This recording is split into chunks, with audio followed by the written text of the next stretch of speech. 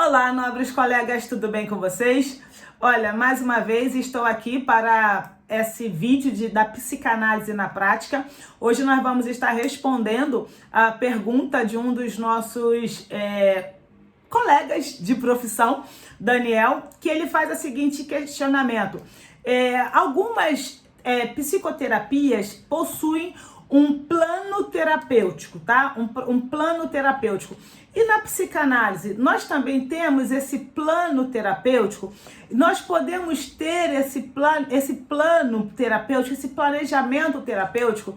E, inclusive, ele acha que isso seria muito interessante. Só que ele fala uma coisa que, aspas, ele acaba se contradizendo. Que ela diz o seguinte: apesar de sabermos da associação livre. Então vamos lá, para quem ainda não me conhece, meu nome é Valdilene Gabriela, eu sou psicanalista, mentora de negócios e também exerço a função de diretora executiva aqui dentro da Sociedade Psicanaliticamente Renovada. E esse quadro, né, Psicanálise na Prática, ela tem a premissa de esclarecer dúvidas não somente dos nossos membros, mas inclusive nós abrimos caixinhas de pergunta no Instagram para que a gente possa, de certa forma, de uma maneira mais objetiva, curta e objetiva, explicar algumas questões práticas ou explicar algumas questões para o exercício da psicanálise. Veja bem, eu prometo que eu não vou me alongar nesse vídeo, porque o próprio Daniel, ele já dá a resposta para a sua pergunta.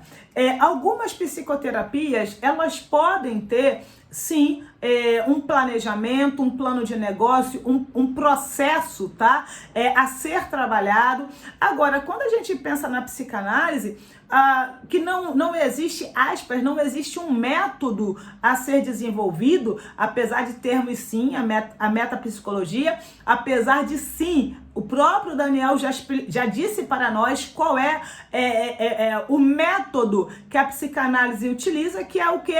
A associação livre. Levando em consideração que nós apenas, aspas, trabalhamos, ou o nosso principal instrumento de trabalho me perdoe, é a associação livre, o que nós precisamos entender? Que eu, Valdilene, como psicanalista, não posso, em hipótese alguma, determinar o que vai acontecer na sessão A, B, C, Z. O que nós podemos fazer, e eu sugiro que sim façamos isso, aspas, termos aquela carta na manga. Valdilene, o que é essa carta na manga? Veja bem, pessoal, nós como psicanalistas precisamos deixar que o nosso analisando fale o que ele quiser, da forma que quiser, quando quiser e se quiser, ok? Isso aí é completamente indiscutível.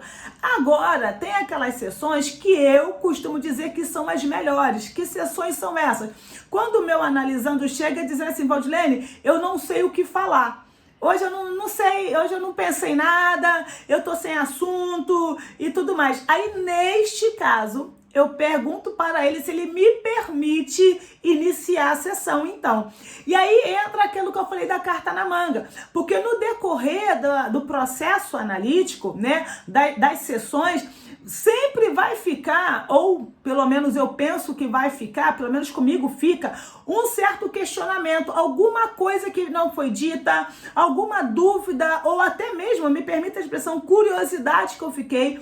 Então, nesta sessão, que não sei quando vai ser, que pode ser daqui a 10 anos, por exemplo, nesta sessão que o meu cliente disser, eu não sei o que falar, então nesta sessão eu digo: ô Begônia, né, minha cliente preferida, teve uma sessão XYZ que nós estávamos abordando sobre este assunto, você falou sobre isto e isto daqui não ficou claro para mim. Aí é o seu momento de, dentro daquilo que não ficou muito legível para você pontuar para o seu cliente.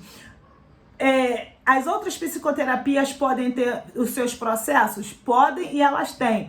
Na psicanálise podemos ter? Não podemos. Por quê? Porque o nosso único método de trabalho é a associação livre. E aí, de novo, o nosso cliente vai falar o que ele quiser, quando quiser, se quiser e da forma que ele quiser. Porque nós não estamos dentro do processo analítico, nós não estamos aqui para falar, nós estamos aqui para ouvir. E eu vou contar essa experiência que aconteceu ontem conosco.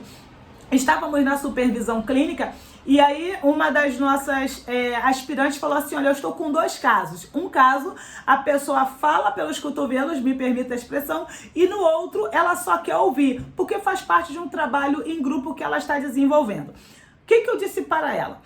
Qual é a função do psicanalista? A função do psicanalista é ouvir.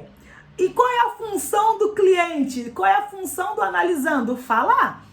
Se o analisando passa a ouvir e o psicanalista passa a falar, houve uma total inversão de valores, houve uma total inversão de papéis, e isto com certeza absoluta até pode ser psicanálise. Eu vou falar porque eu fiz esse gesto aqui, até pode ser. Porque nesse caso, nós psicanalistas saímos dessa função e passamos ela para o nosso analisando. Então vai ser ele que vai nos analisar. E aí, de fato, não vai ser psicanálise, porque o analisando não tem as ferramentas que eu e você temos. Então, não existe, não deve existir, não pode existir dentro de uma psicanálise pura, porque se não for pura na psicanálise, mas enfim, não pode existir um processo onde hoje eu vou fazer isso, amanhã eu vou fazer aquilo, depois de amanhã eu vou fazer aquilo outro, ok? Esse foi o nosso Psicanálise na Prática. Se você gostou, curta o nosso canal, ativa aí as notificações, curta esse vídeo, coloca aí nos comentários aquilo que você... Faça aí os seus comentários, tá ok? E claro, se você quiser fazer parte da nossa sociedade, será um prazer ter você conosco, seja como aspirante, seja como membro, se você já estuda numa outra instituição ou se você já é formado. Um fortíssimo abraço e é claro que na descrição do vídeo vão estar os nossos contatos. Até o próximo Psicanálise na Prática.